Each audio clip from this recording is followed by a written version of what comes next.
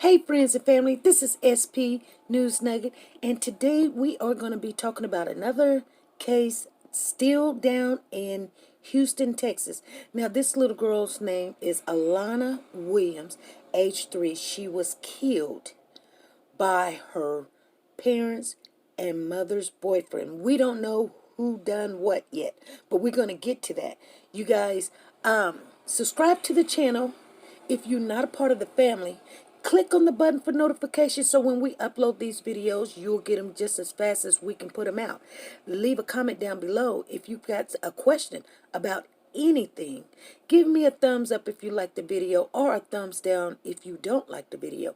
Now, I am going to go ahead and get to this clip, and then at the end of this, I'm going to give you my commentary of what I think happened. As far as what's going on in Houston. Here we go.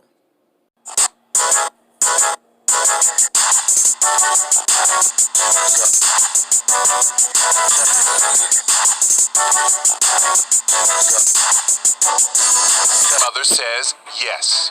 All my hoofing and calling and everything, I feel like, why?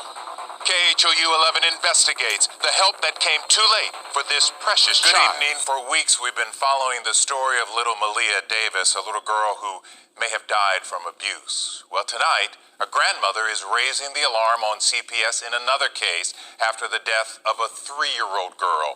The grandmother says she spent months telling CPS she believed her granddaughter was being abused, but says CPS didn't move fast enough. Now she's speaking out, hoping to protect others. Investigative reporter Cheryl Mercedes has more on her fight for justice. This is Alana Halo Williams. She was always laughing. She wanted to play. But in January 2018, her grandmother, Mykesha Vaughn, says something changed. Halo had a splint. Vaughn says Halo's mother told her it was from a trampoline accident. Vaughn didn't buy it. The bruise was too bad, and it was swollen in a different way. It was swollen all the way up. And according to this grandmother, it was only the beginning. Her eye, her back, her leg, a lot of places, just random places. Vaughn says she started calling CPS in January 2018 when Halo showed up wearing a splint. But she kept getting an answering machine. And what were your messages to them? Emergency 911, we need help. You told me to call. I'm calling. Respond, respond, respond, respond. Then in June, Vaughn got a phone call she will never forget. Not from CPS, but from her daughter. Halo was in the ER. They were trying to save her. Halo was in the fight of her life. Vaughn stayed by her side until she drew her last breath. And then the nurses told me that was it. They just told me to hold her. They just told me just to hold her. So I was able just to hold her. I just told her I'm sorry. Because I tried. I didn't know what else to do, but I tried. I tried. Halo's death was ruled a homicide. Autopsy reports uncovered evidence of extreme sexual trauma. The doctor also reported there was severe damage to Halo's intestines. Her stomach was full of blood.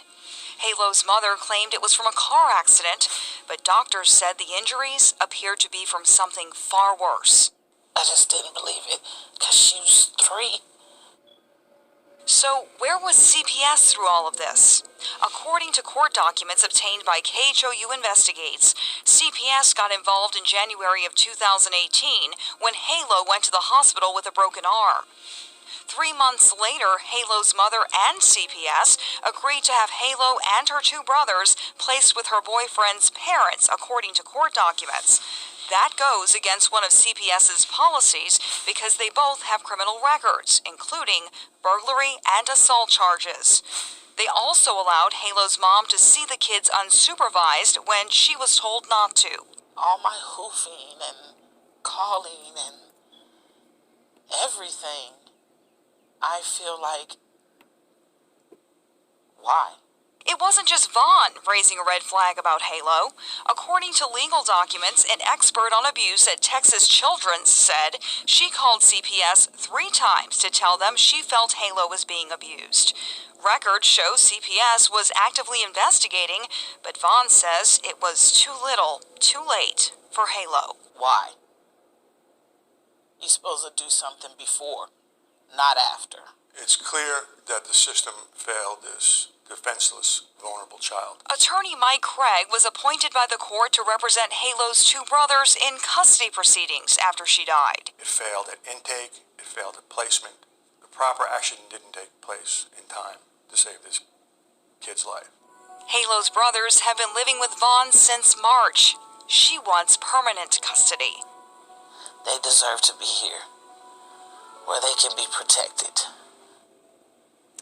We wanted to talk to CPS about this case, but they refused, telling us they would not be commenting on any fatality investigations. Len, I did contact the Houston Police Department, and they did confirm to me that their homicide division is investigating this case. Okay, a lot of questions, but I will keep it short. How Sure. long have they been looking into it? Since June 23rd last year when she passed. So it's been 1 year. Can they tell you where they are in the investigation? Are they about to make an arrest? What? They cannot tell me exactly where they are, only that this is typical, a year or more, because the child has died. Now, I do want to let you know in full transparency that I did reach out to Halo's mother, the live-in boyfriend, and his parents. No one has called me back, Len. Yeah, well, that's not surprising. All We'd right, love sure. to hear from them. Absolutely. Yep. All right, thank you. Okay, friends and family, we're going to talk about this case because this is almost like the Malia Davis case. Now, I know if you look through my videos lately, you have been seeing all of these kids and babies are from the Houston, Texas area.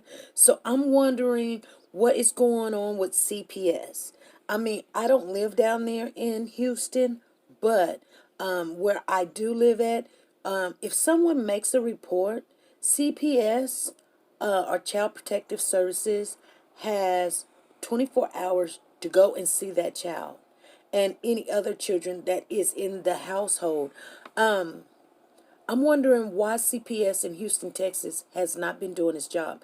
I know that you guys, I'm going to have to look for it, but I will probably put it in the other video, the next one that's coming out.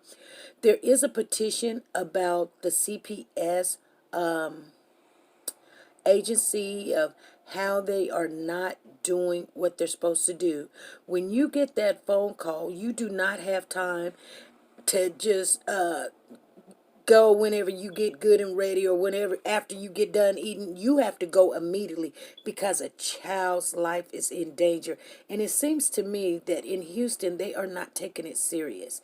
If no one has put up a petition, and I'm not even in that area, I think someone needs to start. You guys, leave me a comment down below. Tell me what you think about this. I mean, because we just had a case just the other day. It seems like every day. Now, this situation did happen in 2018, but the grandmother is letting us know, look, they are not handling business. Now, her grandchild is dead. Now, Malia is dead. And then there's this other little girl. I can't remember her name because there's so many of them. They're all dying. And CPS needs to be responsible for not doing their job. It's just like any other job that you have. If you go to work and do not do your job, you either get fired or you get some disciplinary action. Something needs to be done because this is not like you can't have a do-over. Once you messed up and a child is dead because you decided not to go check or see or make those home visits or, you know, make the rules and regulations, like if the child was, the mother was supposed to be supervised, you decide that she can just come and go whenever she wants. What good is you to be there to get a check? I mean, I'm getting a little hot here. But you guys, leave a comment down below. But like always, I'm going to end this, but be good, be safe, and be nice to each other. Bye.